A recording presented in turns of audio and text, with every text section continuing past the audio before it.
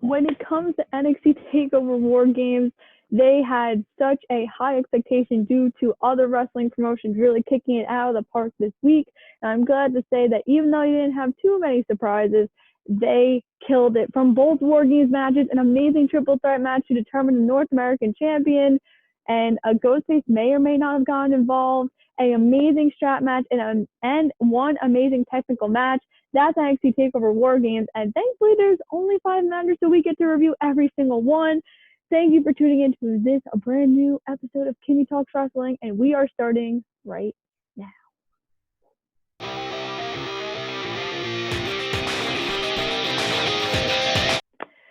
So NXT TakeOver War Games was one of the most anticipated War Games ever, I would say. You had Team McAfee against the Undisputed Era. You had Thatcher and Ciampa. You had Grimes and Loomis, the triple threat, the women's War Games match. And oh my God, amazing. So good. So good. So I'll start out with the women's War Games match. So we had Team Lorray versus Team Shotzi. And funny enough, this was the only match that me and Izzy agreed on, and we were both wrong.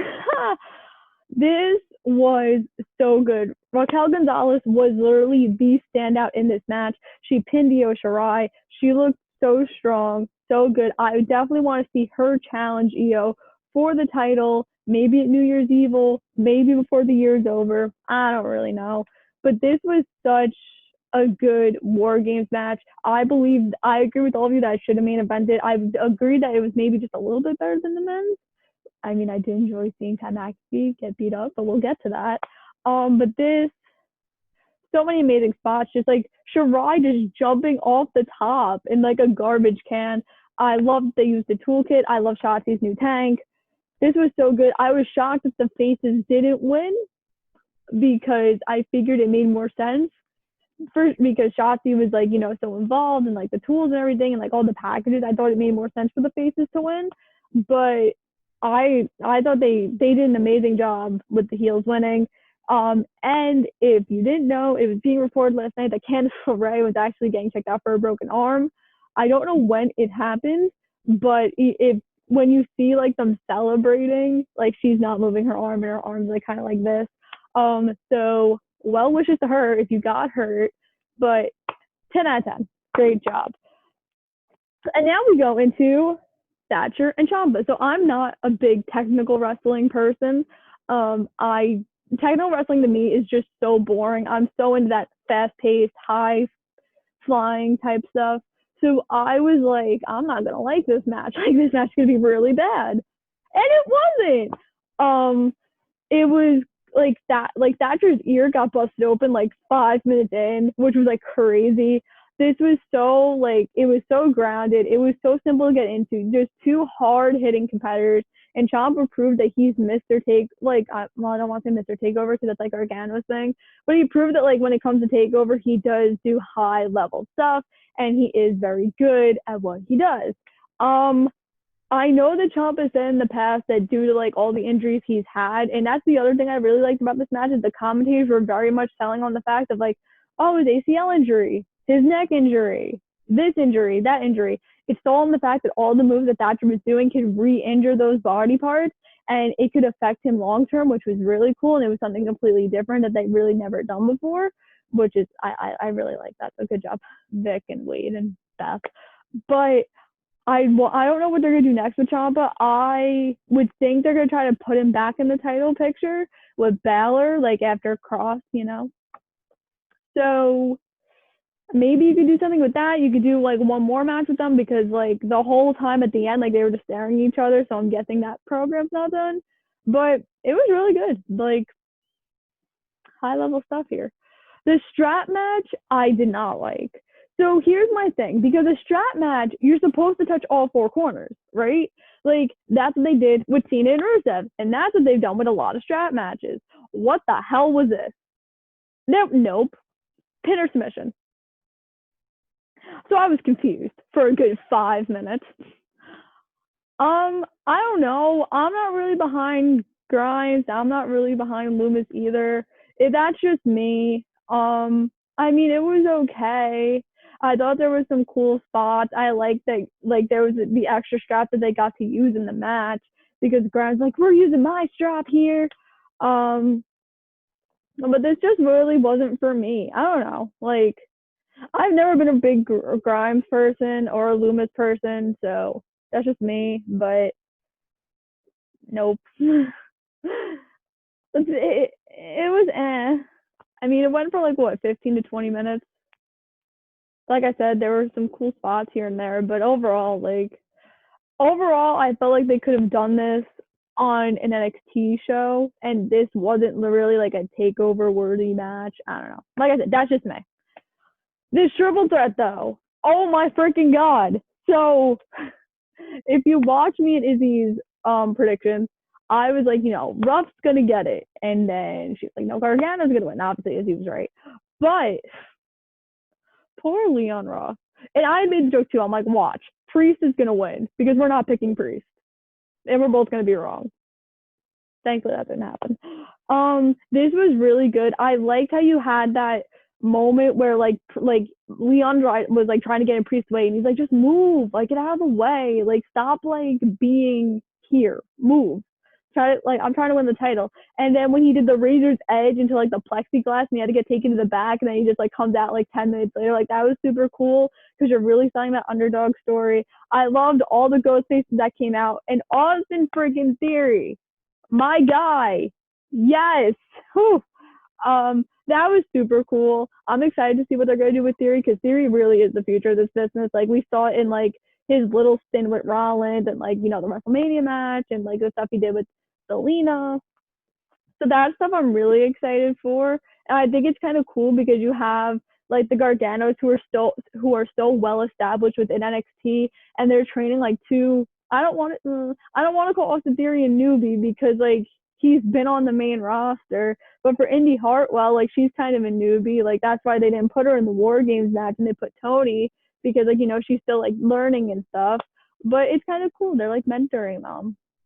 I'm excited. I'm really excited. Like this triple threat match was really, really good. Like there were so many times that you thought Priest was gonna win. You thought Leon was gonna get the upset. You thought Gargano did win.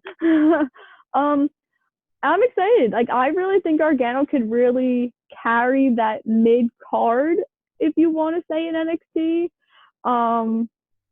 With all these new names that are coming in, they did recently sign some new exciting names. So really good stuff. And I was right. The UE baby. Boom. Ha. This Wargames match was so good. If you haven't been checking out my Twitter, I do not like Pat McAfee. I hate him. I've hated him since NXT TakeOver New Orleans. I feel like he can't do his job. I love to see him get beat up. So thank you, Adam. But this was so good. Like this was a match that if you had no idea who Pete Dunne was, and maybe you just got into wrestling, or maybe you haven't seen his stuff on like NXT or whatever, you know who Pete Dunne is now. Like he looked so strong. There were so many times that you thought like Dunne was gonna get the win over the UE, and he just couldn't get it done. I love that they had like the individual tables for all the members of UE, and then like everyone from Team McAfee got put in them. I think I want to say Strong was the only one who got put through the table, but this was so good. Like I said, I felt like the women's match could have main evented just because I felt like having McAfee in that main event and having this team go, I just felt like the women's match was a little bit more organized and like constructed better. So maybe, I know everyone was looking forward to this match more, which is why I main evented, but I felt like, like you could put the women in that spot. It's because they delivered. Both matches delivered, but that's again a preference thing. There were so many cool spots here too. Like I loved how every time like somebody was trying to come to the ring, like in the later parts where they entered, like someone was getting another like weapon, like kendo sticks, tables, chairs. I was like, ooh, we're really getting into it now. But this, like so many close finishes towards the end too that you were like, oh my god, Pat McAfee's gonna win, and they didn't. I don't know what's next for them. I don't know if there's going to be like one more match out of this. I think the rumor is by 2021 UE is coming up to the main roster, which I'm super excited about because I've been an Adam Cole fan since literally Ring of Honor. and actually all of them since Ring of Honor because that's where I started watching. And so I don't know what's next for McAfee and that whole crew. I would love to see Dunn versus Balor for the title, or like whatever they do after Cross. Like like if Cross is coming back in New Year's Eve to get his title back, Cross versus Dunn, or if you're gonna wait, Dunn versus Cross, and not Dunn versus Cross, Dunn versus Balor, because he deserves it after this match. Oh my god. I think they said Fish might have hurt his elbow. I think I read that report. I think Hunter said that in like the media call or whatever. So feel better, my dude. But yeah, overall, this was a really good War Games. Like I said, they really had tough competition because of what happened this week on AEW. And I thought they delivered, even though they didn't have too many surprises. Like the only big thing that happened was like Theory, and then like the vignette for Cross with the crow. And it was so funny because I'm like, they like Sting? What? Are you adding Sting right now? Because he said he wasn't happy in WWE. So yeah, well, like that's it. So I'm going to try to do a SmackDown review. I haven't done one yet. Like I said, I was super busy this weekend. If you haven't seen on my Twitter, I was actually working with Tessa Blanchard and Daga and Ty Conti this weekend. So I'm sorry. But I am hopefully going to do a SmackDown review Saturday. Because as of right now, I'm not doing anything. So yeah. So the week, as of right now, Tuesday you'll have your Raw review.